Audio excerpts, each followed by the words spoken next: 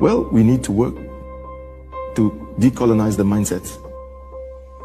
To overthrow the regime in Upper Volta, it might not be necessary to bring in heavily armed mercenaries. It is simply enough to prohibit the import of champagne or lipstick, I don't know, or nail polish. That's enough to overthrow us. Because the petty bourgeoisie today is convinced that they cannot do without these products. Well, we need to work to decolonize the mindsets.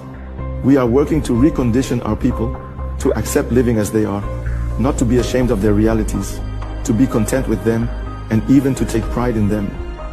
It's fine if others live like that, but it's normal for us to live different. Faso is a name drawn from the land itself, which has meaning in our language. Which means? Land of honest men. Why did you want to change the name of Upper Volta? Yes, because Upper Volta, it meant nothing to anyone, especially to us, Burkinabe. It's a name that only reminds us of a... Look at him now, a traitor and a murderer. Blaise Compaoré, the man who betrayed his best friend, Thomas Sankara, for power and promises made to him by France.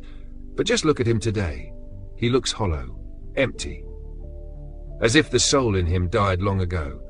This betrayal cuts deeper when you remember who Sankara was to him. They weren't just friends, they were brothers in every sense. They grew up together under the same roof. When Compaoré lost his father as a boy, it was Thomas Sankara's father who stepped in and raised him like his own son. These two were inseparable. They shared meals, traveled the world together, whispered their dreams to each other. Sankara trusted Compaoré blindly. So much so that when his bodyguards discovered Compaoré's plan to stage a coup and asked for permission to arrest him, Sankara refused.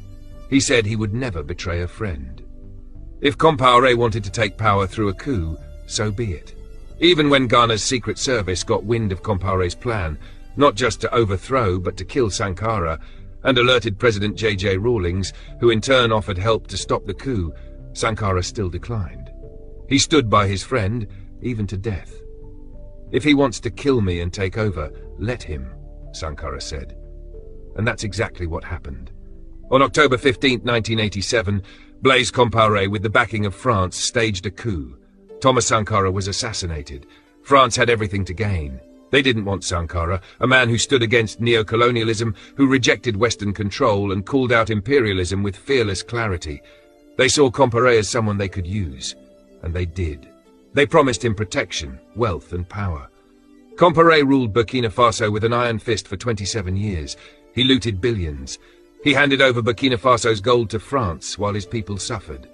Now, he hides in Ivory Coast.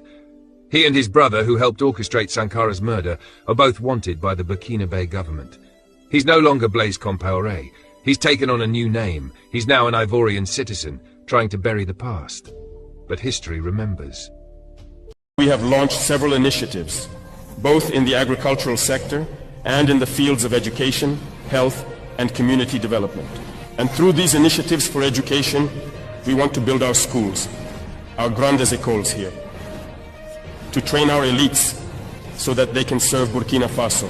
That is why I would urge you to go all out so that we can establish these elite schools, so that these talented individuals do not end up going abroad. Because for a long time, imperialists have always drawn talent from here through scholarships. Once they are home, they do not return to the country. I do not want these brains that are here to end up abroad and not serve our country.